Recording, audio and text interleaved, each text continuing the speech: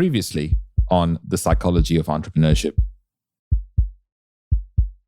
Many women see negotiation as something that's more natural for men than for them. So I have this book out called Why Cope When You Can Heal. And I've introduced to the world this method called surgical empathy, which means when you go to where the other person is coming from and they feel you're there, they lean towards you. In the work I do, the value I'm seeking to add is not to tell people what to do, but to show them different tools that they have that they can use to resolve things for themselves. It's nefarious, man. Like, the brain works in fucked up ways. The mind is one of the most deceiving, manipulative pieces of equipment, flesh, human bodies on earth. I never have trusted my brain. All of that weight lives in your head, and you are the decision maker. Psychology of Entrepreneurship. Hi, it's Ronsley. If this is your first volume, welcome. This is a weekly series where I go inside the mind of an entrepreneur, artist, athlete, academic to decipher what is the psychology of our decisions. I'm Australian, and I'd like to acknowledge our traditional custodians of country where I live and work. I pay my respects to elders past, present, and emerging, and acknowledge our continuous connection and contribution to land, sea, and community. Today, we've got a treat for you from the archives. This is a full-length interview that we've never, ever released before. And since all of you have been asking for full-length interviews, here's one that you should really listen to. Jane, I want to tell you a little bit about myself because I feel that I know a lot about you. I'm new Australian. I'm 11 or 12 years old Australian. And I only recently have started to have conversations with Aboriginal people and Aboriginal leaders and Aboriginal elders. And I've realized that in all my training to become Australian, out of which I gave 3 English exams, even though I spoke English my whole life, I was never told about the history of my country. And I've now started to have these conversations, realizing that a lot of people around don't know the history of my country. So with that in mind, I would like to start by asking questions that pertain to the work that you do, because it is important to highlight that First Nations children need attention. Could you give us a context of the work that you do and what you do on a regular basis? And then we can jump into some conversations. Yep. So currently I'm the CEO of Children's Ground, and Children's Ground's a First Nations organisation, but it is not an organisation simply in the sense of delivering not-for-profit services. Children's Grounds was set up for systems change. So I've worked in the space of social justice for over 30 years. I have known First Nations people since I was a child, so for nearly 40 years. And Children's Ground is a systems change organisation. So after working within the mainstream system for a long time, and I actually did my training as a forensic psychologist, but our country is yet to understand its history, its true history, and appreciate the phenomenal cultures that continue to exist through these lands.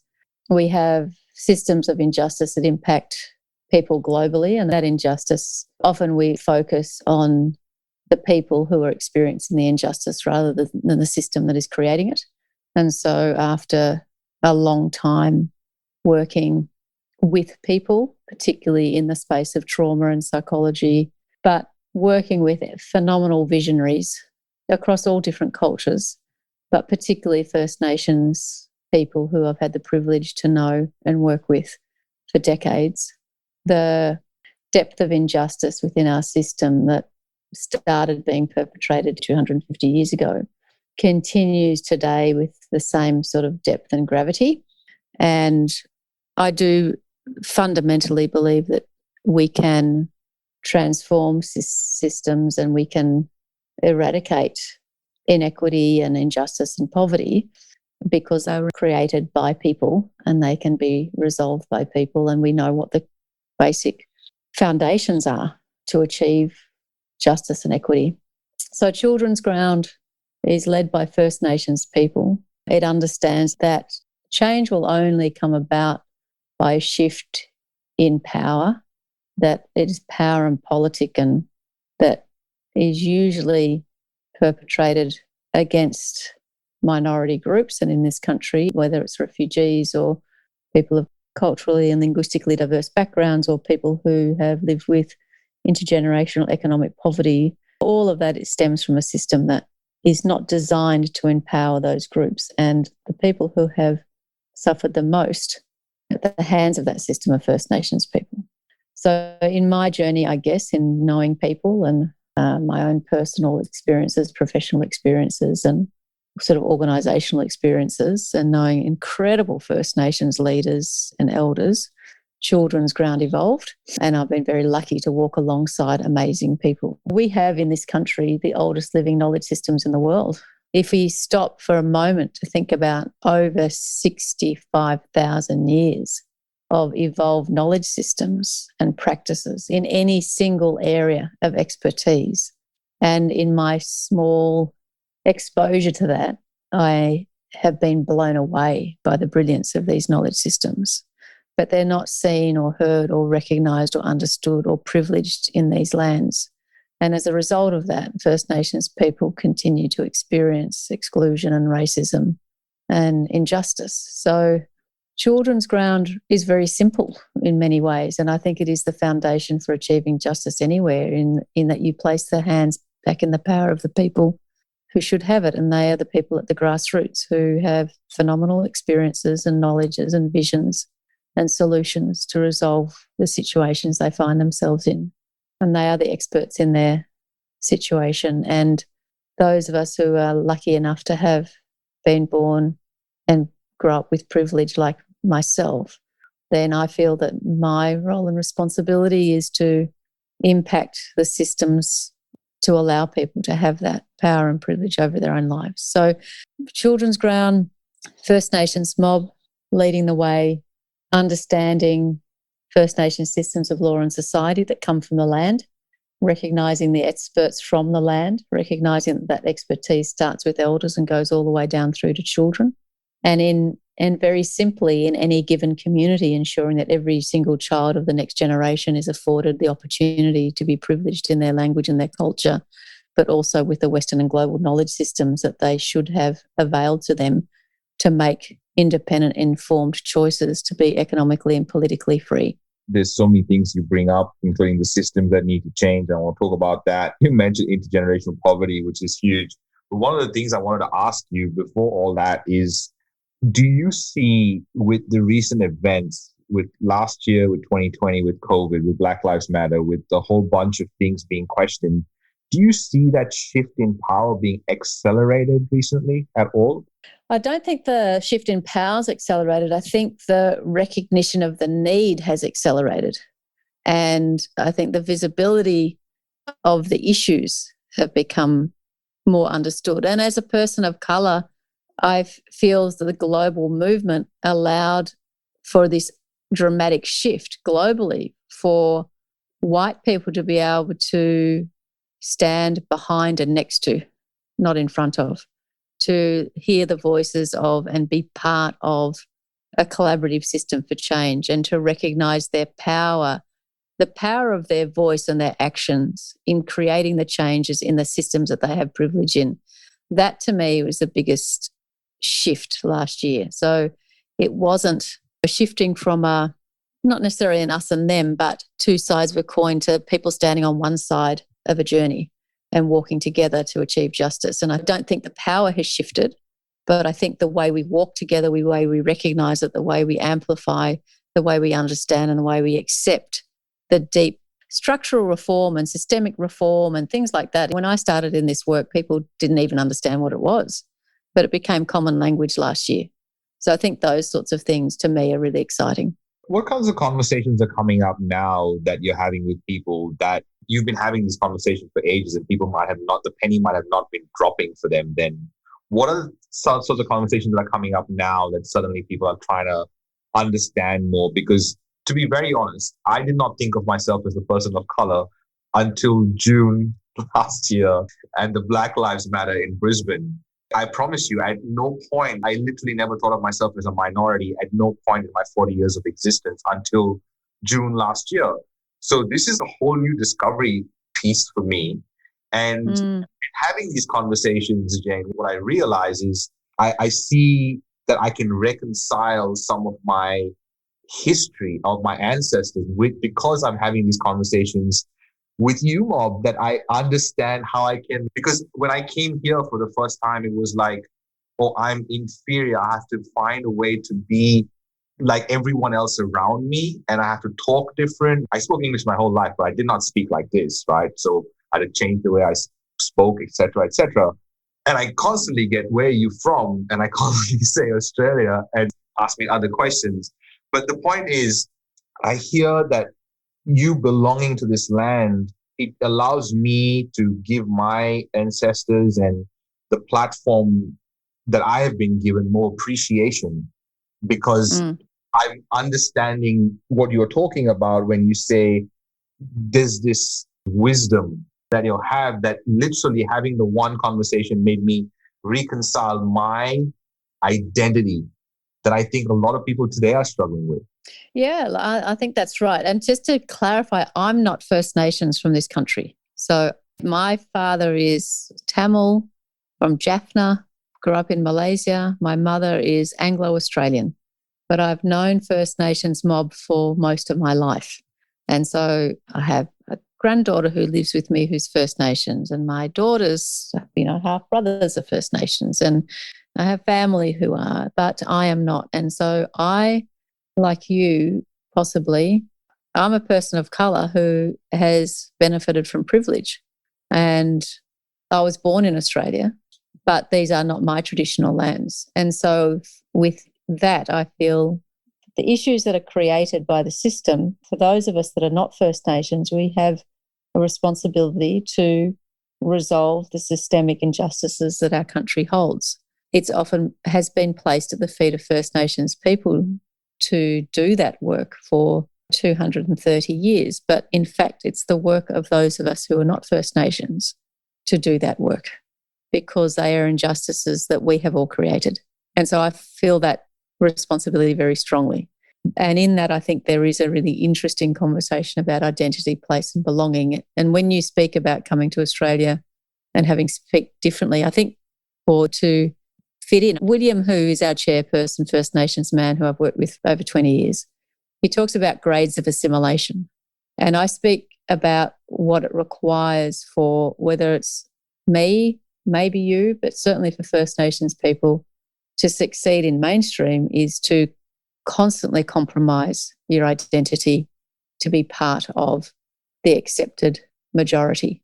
So whether that's the way you speak or the way you act, I find myself most often in environments where I'm the only person of colour. Now, I also don't identify so much as a person of colour, but I recognise that I adjust the way I think, feel, talk to be able to pursue the things that I want to pursue.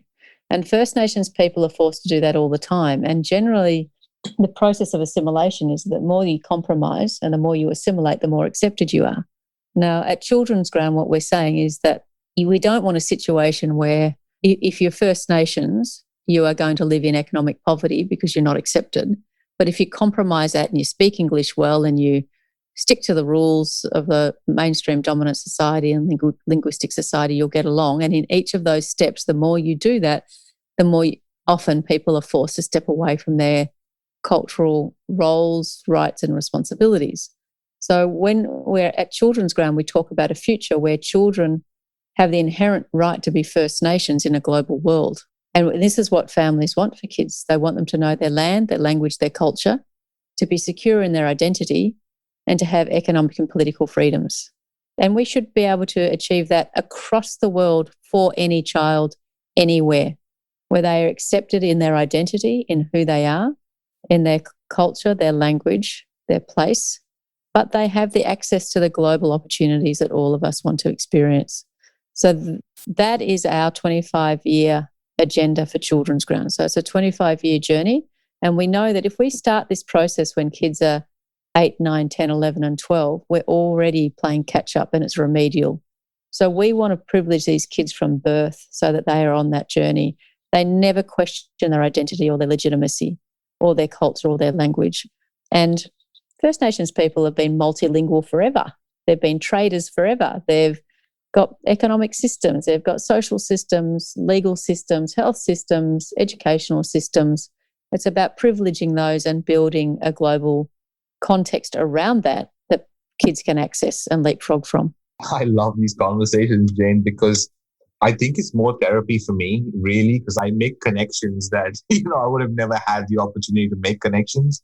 And when you're talking about all these things, I realize that, of course, my place of privilege, when I constantly think that I am probably 1% of my whole class that made it out of India in my whole sort of batch. And I was in a position that I could come here early, and my parents made decisions like teaching us English from day dot, not speaking Portuguese or Konkani at home, which made us very English focused. I think in English.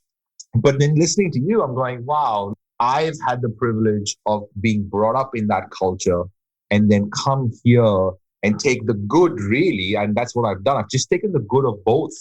And I can only imagine once we're exposed to all the things you're talking about that have been sort of hidden, that Indigenous Australians and First Nations people have been doing for generations and decades and centuries and millennia. It's funny because now we're finding the simplicity of a candlelight dinner.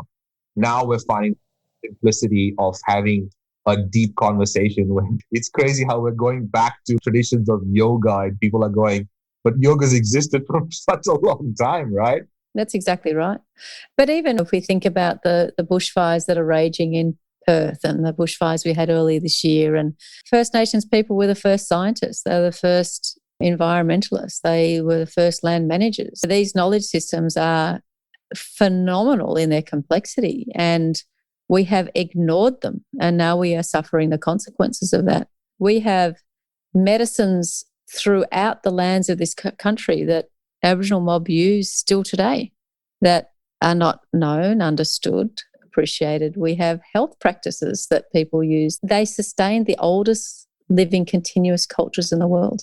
And we're fighting to protect those knowledge systems. Just this year, in the last 3 weeks in Central Australia, we've lost 3 elders from 3 different nations. And they are the walking professors and knowledge holders and libraries and practitioners, because this was an oral experiential training, and they're not coming back. That's 3 whole nations, not 3 from one. We call them living libraries. You go in and they are the professorship on all of these subjects and knowledge, and that's what we're losing in Australia without people even realising that it's happening. Obviously, I'm a guy. So my first idea is how to fix it.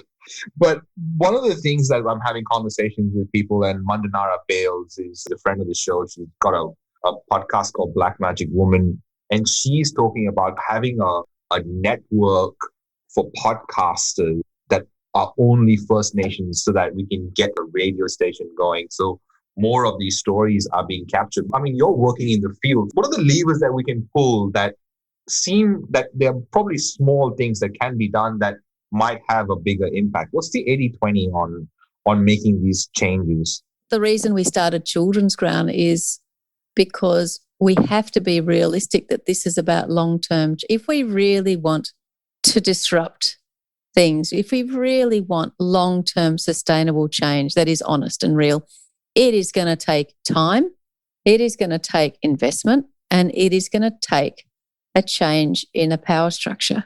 That's not saying that you throw out the power structure that we have, but what it means is all of your work is about amplification. It's about voice. It's about recognizing people's histories, truths, voices, and visions, and recognizing that through people who usually aren't given the opportunity to have those voices heard. And that is your commitment. So part of what you do already is that.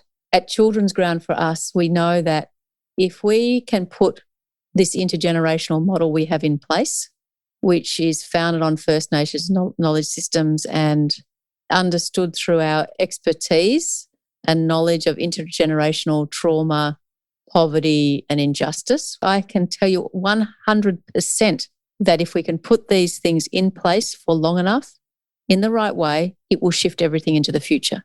Now, what we say to people who want to invest in Children's Ground is you can fund a project. I've watched this film, would have this project here and that project there, but on their own, those projects don't shift the status quo.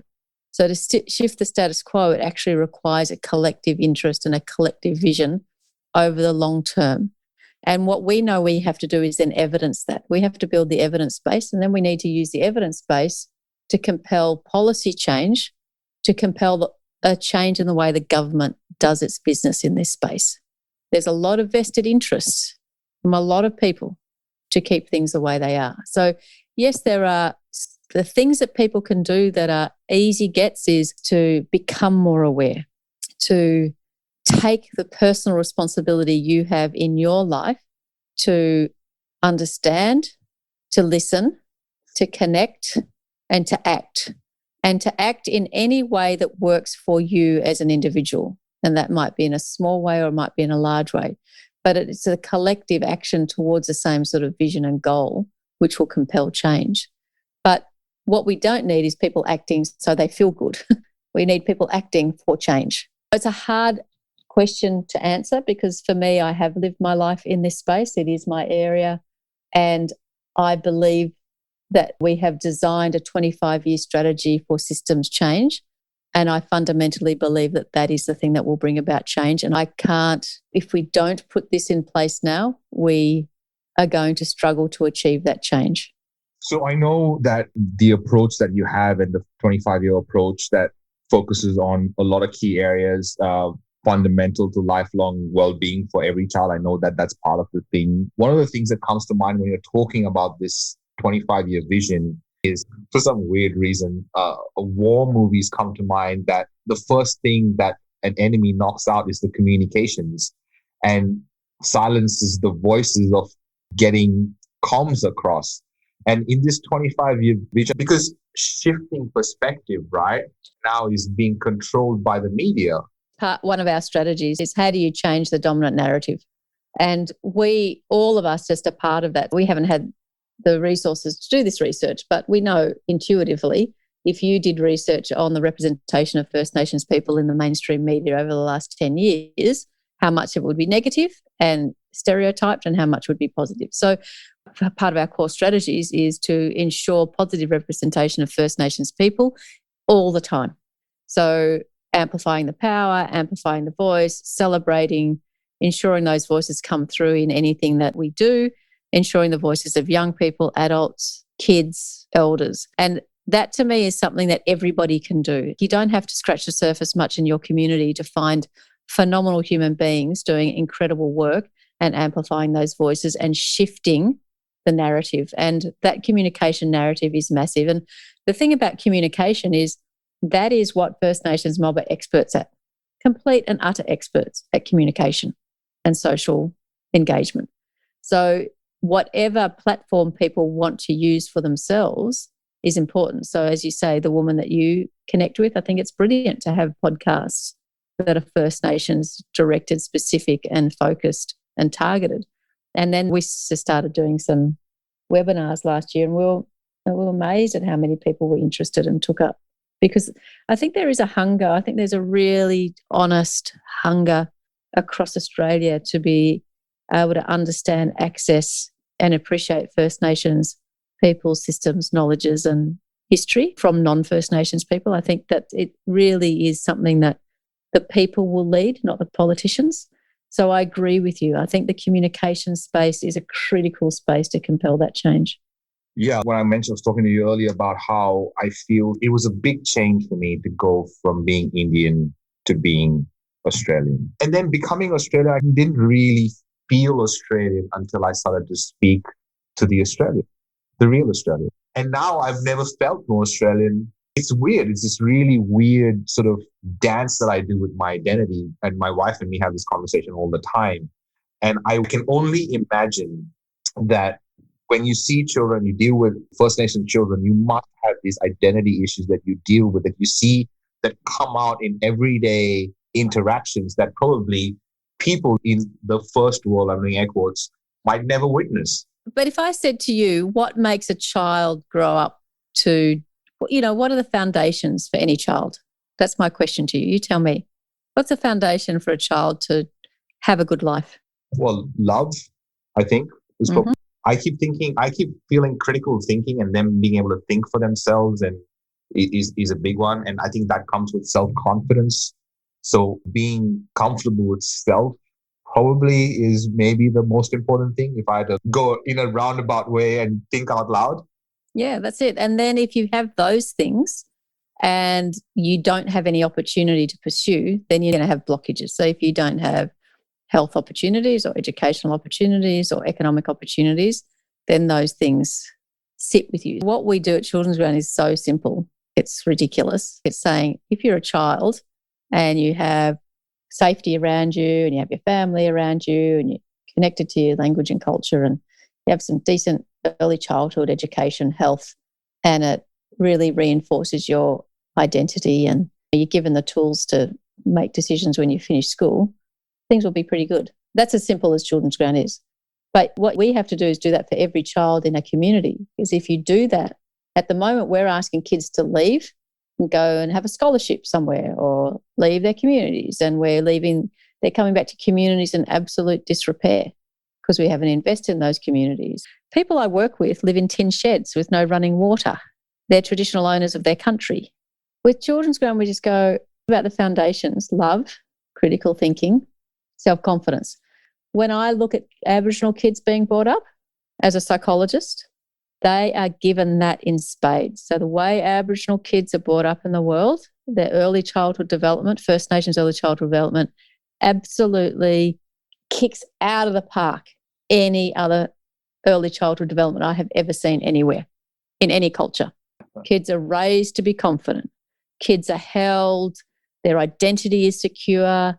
They know who their family is. There's a focus and a real sort of everything is about family, connection, society, who's around you, who you're connected to. Because when you are born, that is actually when your identity is secure. Whereas in the West, and for my father as a Sri Lankan man, and I know for a lot of my friends, it's who you become that's important. And I heard your TED talk when you talked about the self-thought about would your father say you're going to be an engineer? But we see that all the time, don't we? It's who you become that is important. Now, for First Nations mob is actually your birth and your connection to your country and to people. That is the primary single biggest important thing. So you are born into your identity. You don't become your identity. So in fact, as kids have this incredible strength in who they are. They're not spending their life becoming successful because their success is actually how they recognize and fulfill their responsibilities to their society and to their land. It's not who they become and how rich they become. So it's a really different foundation. So what you find is kids are raised incredibly to be confident in their environment. You know, in the West, again, we often go, don't touch that, be careful of this. We're so cautious around our kids. First Nations kids are encouraged to explore. Their spirit is held in place for them to become who they are. People go, oh, Aboriginal people are amazing sports people. Well, it's not a coincidence. Kids are encouraged to be physical in their environment, to have prowess in their environment, to become masters of their environment, not to be scared of their environment. And so those foundations, they are all there for kids. The barriers are actually the systemic barriers that we put in place to stop these kids having the opportunities they should have to be able to express their brilliance. That's what we're trying to change.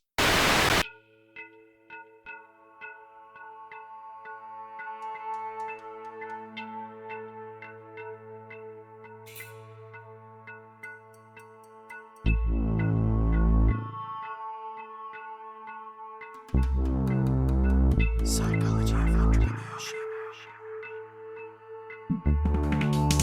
Our aim with this audio documentary has always been to build a strong community of entrepreneurs and creatives to provide a space where they can use their voice to share their authenticity with the world. As a valued listener, your voice matters too. We love to hear your feedback and ideas, so don't be shy to let us know how we're doing in the ratings and comments. If you have a message for our production team or know someone who would be a perfect fit as a guest, you can find out more information on how to share your input at psychologyofentrepreneurship.com. So let's talk about systemic, because I've had it written down here for a while now, systems that need to change, but there's obviously a lot of systems that need to change in general. I mean, we can all pick a bunch of systems that need to change. My license got suspended for a month because I did not vote. And And I was there, and because what they do is we don't vote, and it goes to spur. The first thing they do, so you don't pay your rates and you don't vote, they can take away your license. And I'm like, this doesn't even make sense, right? So there's a whole bunch. Never heard of that. Yeah. So anyway, the point is there's all these systems that need to change. Let's start with the important ones. What are the first ones that you see that we need to start chipping away at? Okay. So again, this goes back to the very tenet of what we're doing. Again, if I take a First Nations child, they will be more likely to die at birth. They are going to be more likely to go into hospital. Just about every single 2-year-old I know will be hospitalised for something. They are more likely to be taken into care and child protection, 10 times more likely. They are more likely not to finish school. They are more likely to be incarcerated. They are more likely to have a family member in jail. And every single one of them will die 10 or 12 or 15 years younger than us at birth. So when we talk about systems, our education system is completely not fit for purpose for First Nations kids. Our health systems, our justice systems, our child protection systems. So when we look at how do you achieve a change in 25 years, so that's the first thing. The other thing is that we compartmentalise things in the West, and First Nations systems have always integrated. You cannot separate an elder from a child. You cannot separate health from education. You cannot separate land from well-being. So it's always been an integrated system. So if we say to ourselves, we want these kids to have this opportunity when they're 25, what will it take? So when I say Children's Ground is a systems change organisation, we are literally putting in place a different system. And if we get it right, that is the system we will then promote to government to say, we have prevented ill health, we have prevented suicide, we have prevented kids going into care, we have prevented youth incarceration, we've prevented adult incarceration, we've prevented hearing loss, we've promoted economic independence and people who want to be off Centrelink and have income and self-determination. So again, I don't pick one system, because what I did in the first 15 years of my career was look at how do you adjust the systems that we have, and all you're doing is tweaking around the edges. I'm so glad I asked the question, because obviously that last line is really important. The fact that you can't just, because again, it's a really important point that you bring up. When I think about solving things, I think about, well, what are the small tweaks that need to be made? And you're being very clear right now, and you're saying, well, those small tweaks can't be made. We've got to make a change as a whole system, because they're all interlinked. Yep, that's exactly right. Now, that doesn't mean we don't continue to put efforts into mainstream systems. So one of the things we're talking about is First Nations reform in education, for example. So what that would look like is First Nations-led education systems, which they have in places like Hawaii, New Zealand and other places. We're about 40 years behind in Australia. But also changes, you'll hear more and more about content in mainstream. So we still need to make some adjustments in some of our mainstream systems, but at the same time, we need to reinvent a whole systemic approach that is driven and led through First Nations privilege. Well, when you were talking about all these different systems, right, the education, the health, the justice, and you were talking about specific instances where the path is not simple, like incarceration you mentioned, which happens a lot, like the incarceration is ridiculous, the rate. And recently, I've just finished 4 interviews with men on death row, which has been a fascinating experience to kind of go, well, they're so like everyone else. And when I'm thinking about this particular issue, when I was having those conversations, I was talking to some of the people around me, and what I was constantly getting back was, what have they done was the first question, right? And why do they need to have a voice was probably a different way expressed. And what I've come to find out by having these conversations is I could have easily been in their position if something didn't go right. I've done dumb shit when I was a kid, and that could have gone horribly wrong. I could be horrible in those positions. It's luck. Literally, it's luck that I'm not in that position. And I feel for us being born in this position of privilege, we kind of feel like we've got to do something. And sometimes we talk before we even listen. And you mentioned this before about the listening piece. I wonder whether there are places that we can go to actually consume more things, because I feel like in my blood it runs is probably one of the things that people should just consume, just as this is normal information. You need to know this. Yeah. I was really pleased to be part of bringing that film to life, because it just tells a journey and story of everyday kids in many communities, and brings truth to the voice and the power of kids. I do think there's lots and lots of places where people can access information and the voices of First Nations people. What I've found over the last 30 years is how generous First Nations people are in sharing their stories, their voice, their truth. And in many ways, it's just waiting for people to find the information and to take the time and to open and listen and hear. But it's there. It's given to us all the time. In terms of prisons, I started my professional life in prisons, in a maximum security prison in Melbourne for a number of years with recidivist offenders. And I've known people who've been murdered. I've known murderers. I've, as a psychologist, heard the most horrific things you could ever hear, probably, a human being doing to another. But what I would say about all of those people that I worked with is that you understand the journey that has taken them into prison. And it goes back to that conversation about, do you just look at the person and judge the person, or do you understand the system that has driven that outcome? And when do we accept as a society the disproportionate representation of people in prison who are either First Nations or come from economic poverty or political disadvantage, as opposed to those who have other economic opportunities or representation and can get themselves out of prisons or not go into them in the first place, or luck, as you say. So I think it's wonderful that you give that voice and that you continue to challenge people, because we are all part of a society, and every single person that sits in any place is part of a broader local, community, national and global context. When people say there's only one race and it's the human race, that's it. We have a joint responsibility for one another, one way or the other. You brought up psychology, and I've been meaning to ask you this question ever since I knew you did a Master of Psychology. What made you do that? What made you go down that path? And then once you understood some of the principles of psychology, what became evident around you? Like, oh, that's interesting now. This makes sense. Like for me, confirmation bias was one of those things that I was like, oh, of course I'm going around trying to confirm my bias.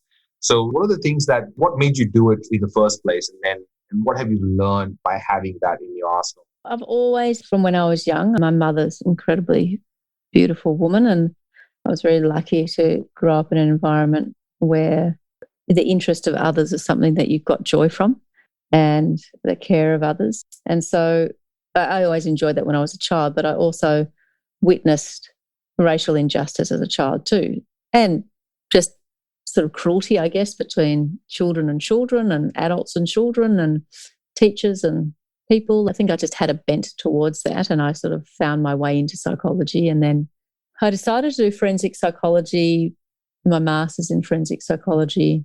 And to be honest, I'm not quite sure what led me to that path, but I do remember stepping inside Pentridge Prison, which was the old Bluestone prison here in Victoria, and visiting there and thinking, I cannot believe that this is how we would treat another human being, irregardless of what a person does to another person. This is not how you treat a human being. And the level of within the structure itself. And I just had a drive that I wanted to work in that space. And I learnt so much from those prisoners. I ran the therapeutic community there. I was only 23 and 24 at the time, but I just went on this massive sort of learning journey. And in my early days as a psychologist, I guess in that first 10 years when I practiced psychology and really worked at the coalface of trauma, you realise then that it's such a privilege for people to share their story with you. It's an incredible privilege for someone to sit with you and to trust you with their journey and to be able to walk alongside someone for them to, and I do believe that all of our journeys should be around the empowerment of others in their own story and their own truth, and that people are incredibly capable. Unfortunately, we come very much from a deficit model in our world. And again, in children's ground, we come from a strength-based approach. That doesn't matter.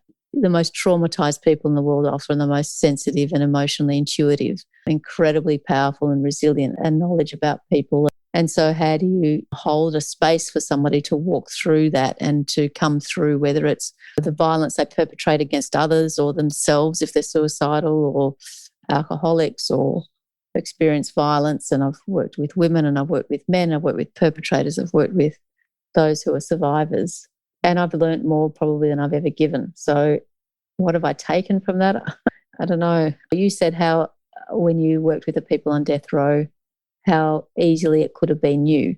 And when we talk about privilege, for me, that's what it is. It's any single given person could find themselves in a situation of distress or trauma or violence or war. It is simply the birth and the environment that you find yourself in that will determine what your life experiences are. But our fundamental underlying humanity is amazing. And the people that I worked with in the prison who, as you say, people from the outside would condemn them tomorrow, had greater moral fortitude than some of the politicians and most incredible business people that I've met across my life. It's just, what do we value as a society? Jane, when you're saying all this, I remember that brought up in a conversation, and we got into this conversation about how the jailers think that the prisoners want to be inside prison. And my wife could see that I didn't know how to respond, but I was getting infuriated that he jumped to the conclusion, because he had never had a conversation with someone from prison, but I just did. And he was making that judgment. And I'm sure that the people in general probably jump to that conclusion that they just want to be there. What would you have to say to that? And also from your years of experience from a psychological perspective, why do people jump to that conclusion? Well, I think there's two things. One is people don't understand what it means not to have your freedom. And when you don't have your freedom, then people are very raw and honest in a way that you don't find in any other sort of context, I don't think. And so when you don't understand what it means not to have your freedom, then people are failing to sort of empathise, I guess, and they don't feel that they should empathise because they feel that person has done something wrong. So we live in a society of us and them and of the other, where we position our worth in the context of another.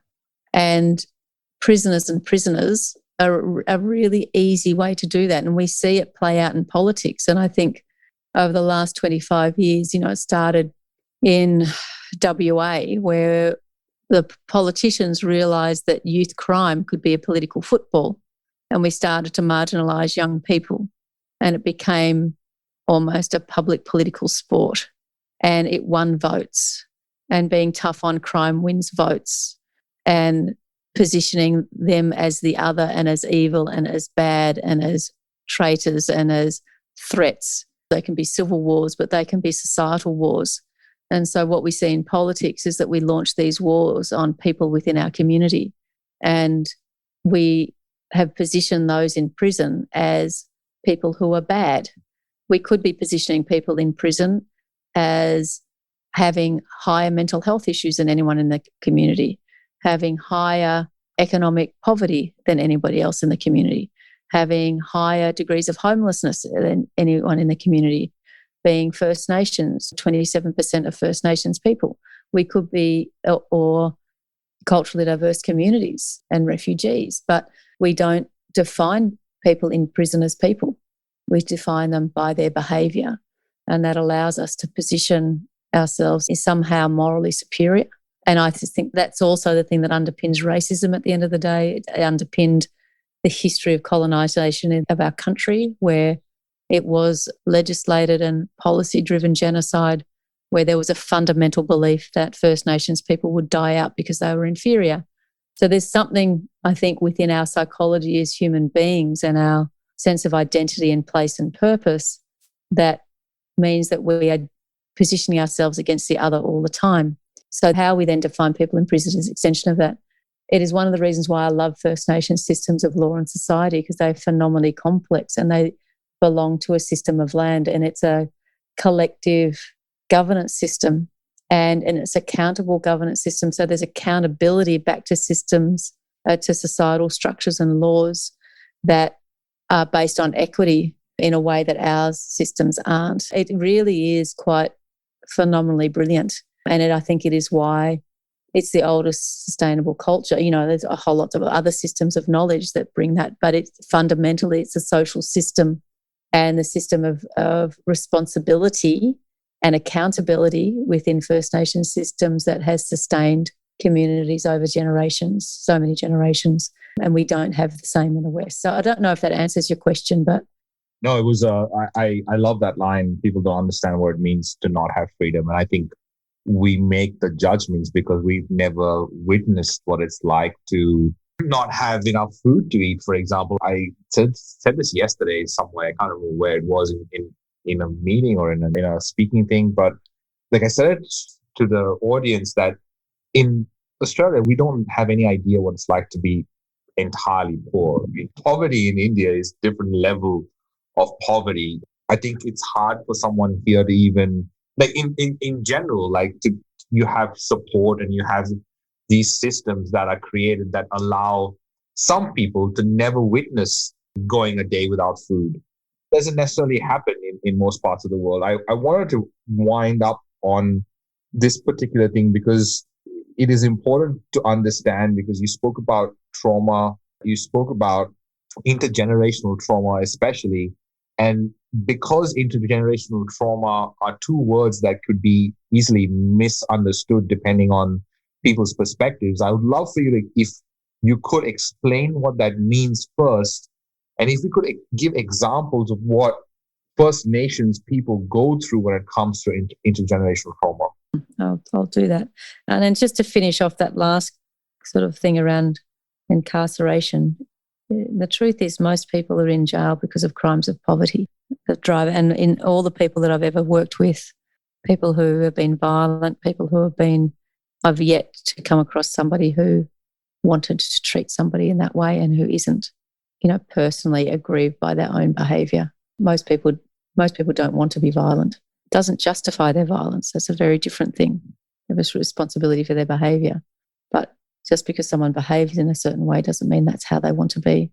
Back to, intergenerational trauma. So there's lots of work being done in epigenetics around understanding the impact of trauma across generations. What we absolutely know is that exposure to trauma impacts your health, your mental health, all sorts of things. So it leads to increased risks of suicide, increased risks of heart disease, increased risks of early death, chronic diseases, all sorts of things. And it makes sort of common sense that if you experience trauma and you experience it repeatedly, then it is going to have an impact on your health and your mental health. Intergenerational trauma has two facets. One is kids are being born into environments where their parents and grandparents have experienced trauma and carry the weight of that trauma with them. And that in itself impacts on a child's life. So that might be the impact of trauma in that parents or grandparents' own health, mental health, economic health and cultural health will impact the environment for that child. There's also work that says, well, if that child's in utero, are there genetic changes for that child as a result of trauma? It's being held by that parent at the time that that child's conceived, and then that child's coming through a whole process of trauma, and that parent is holding the trauma of their previous generation's trauma. And I think they've gone back 3, 4, or 5 sort of times of that trauma being able to come through. And that's some of the research that's happening. But what we know around generational trauma is that if you think that everything about society and law comes from the land, and that is what we remove from people. So we do this timeline of colonisation, which is really important for young Aboriginal people, First Nations people, to know their history and their truth. It's important for non-First Nations people, but it's equally important for First Nations people because they're being denied the truth of that history in their own academic institutions. And some young people don't know that history, and so they don't understand why they're living with such stress and distress and why it's such a challenge and why the barriers are there and how they might be able to shift that. But we forcibly removed people from their lands. We enslaved people.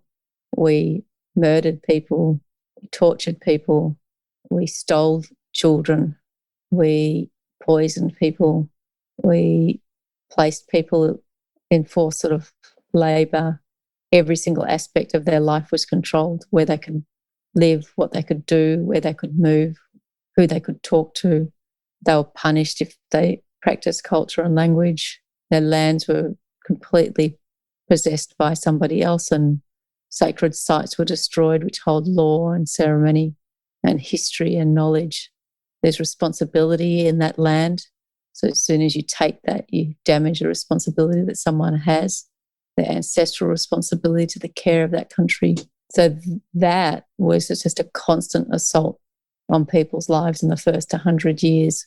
And then we put in legislation after legislation after legislation after legislation for the next sort of 80 odd years to keep people completely under the control of the state without any real freedoms, without any recognition, without any knowledge. So that only started to shift in the 60s. And then in the 70s, there was this short period of self-determination where we saw Aboriginal organisations evolve and this fantastic sort of people being able to have freedoms of movement and try and find their ancestral lands where they could. We had a land rights movement in the Northern Territory. We had this really huge range of impact across the country of over 300 different nations, different distinct nations, languages, peoples, not one people, not one First Nations, over 300 different nations of people who had connected for millennia, forever. Now, the resolution of that is actually around the empowerment of children and giving them the right to their own history, their own knowledges, their own languages, understanding the incredible resistance and resilience and freedom fighters across these lands. Every single nation has had them, and they continue today. And they're not known, they're not understood, they're not heard. So intergenerational trauma is held by kids today in many, many forms. And it's, as we know, it's compounded by the day-to-day trauma that can happen in people's lives that we hear about with closing the gap. But kids are born into that. They're also born with the resilience and the power and the strength that comes from surviving that. So I don't know if that answers your question, but that is the sort of context of intergenerational trauma and resilience. Oh, it's extremely helpful, like the way you've broken it down, because it's really good, the examples you gave on how it does affect people. Because when you think about the fact that this is probably the first or second generation that hasn't been stolen, really. I think Mandanara was talking about how she's the first generation that was not in a camp, which blows my mind because she's in her 30s. So it's like... Well, look, I know people who are put in the carcasses of animals so they weren't stolen. They're still alive today. I know lots of people who were stolen. But to say that kids aren't stolen today, there'd be a lot of people that would challenge that. So this is the thing around structural change, is that what was legislated before might not be legislated now, but it's still happening. So we have more kids in care than we ever had through the stolen generation. We have 10 times more Aboriginal kids going into the child protection system than non-Aboriginal kids. So we still have the removal of children at rates that are horrendous. So hold on, I was about to end this thing, but this is obviously something really important. So the system is actually stealing children. First Nations, lots of First Nations people say we still have a stolen generation. We have kids. The facts are Aboriginal children go into child protection at 10 times the rate of non-Aboriginal children. And the levels of children in care are higher than at any other time in our history, which means they're being removed from their families, removed from their identity, removed from their culture and in care. So it's a different form. Yeah, and this care, and they're being removed by people who believe that they're not safe in the environments they're in. Correct. And sometimes they might not be, but why is that? And is the response to remove them? And sometimes they won't be, but they're being judged as. So it's complex. But the reality is that we have a whole generation of children now who are being removed from their families. And that's a whole other conversation that we could have another day. But one thing that I'd like to probably leave you with is I wrote this little, I think I might have put it on something on our Facebook, but how many welcome to countries have you gone to? One, maybe. So lots now in Australia, we have welcome to countries at events and ceremonies and all sorts of things.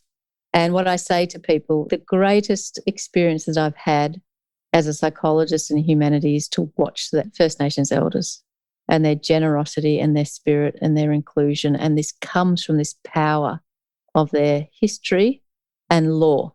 Every day there's probably somebody doing a welcome to country in Australia, a First Nations leader.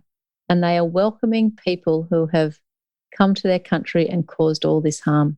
They don't stand up there and judge. They don't stand up there and accuse. They don't stand up there and threaten. They stand up and they welcome with a generosity of spirit that comes from a very, very deep law of the lands. Because when people welcome you to their country, they are giving you safe passage on their country, even though you are living on their countries, on their sacred sites, on their seas, on their lands, with your children, and they continue to have their kids removed from people put in jail and living in economic poverty and without any political voice, but still they come and welcome us with incredible and leadership and humanity because it comes from a deep law. That's the question. Psychology of entrepreneurship is an interesting one, but to me it's around the psychology of humanity. And that is the power of a deep law that comes from millennia of generations that allows people the power to welcome us always, despite being in this intergenerational injustice. Well, I never even thought about that. And I think that now I just want to attend more welcome to countries, because even when I did attend that welcome to country, I didn't realize what was going on. The penny didn't drop then. I thought it was a performance.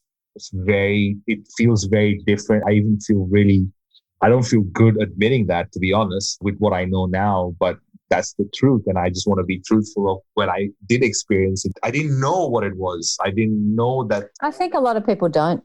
I don't think people do know that it comes from a deep law. Well, Jane, thank you so much. This has been such a good conversation. I've loved every minute of it. I loved having this conversation. It's opened my eyes to so many different things. And I feel privileged to be even in the position to have these conversations. So thank you so much. Oh, thank you so much for your time. It's been wonderful to meet you and to have a chat. It's just been gorgeous. Psychology of Entrepreneurship.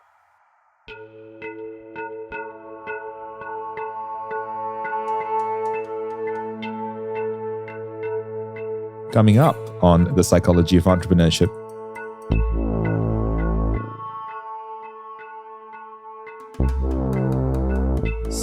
I'm a little insensitive to victim complex, meaning, the one thing I will say is you get on stage in a room that says harsh feedback, you're going to get it straight, and you aren't ready for that. Don't put yourself in that position. I don't believe in that victim complex of like, oh, well, I tried, but you still shouldn't be mean. Like, that's not right.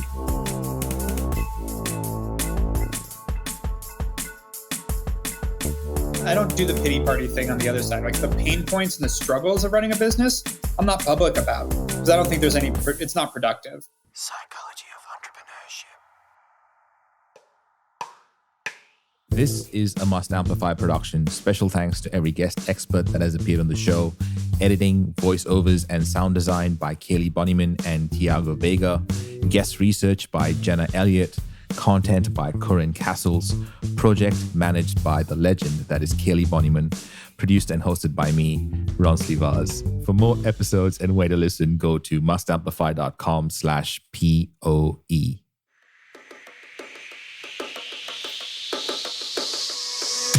Love the polished audio docuseries style of this podcast, The Psychology of Entrepreneurship? At We Are Podcast, you can learn how to create a similar style for your own show. This revolutionary virtual event assembles podcasters, entrepreneurs, and marketers in one spot, so you're able to learn from the masters. Head straight to wearepodcast.com to reserve your spot at our next event.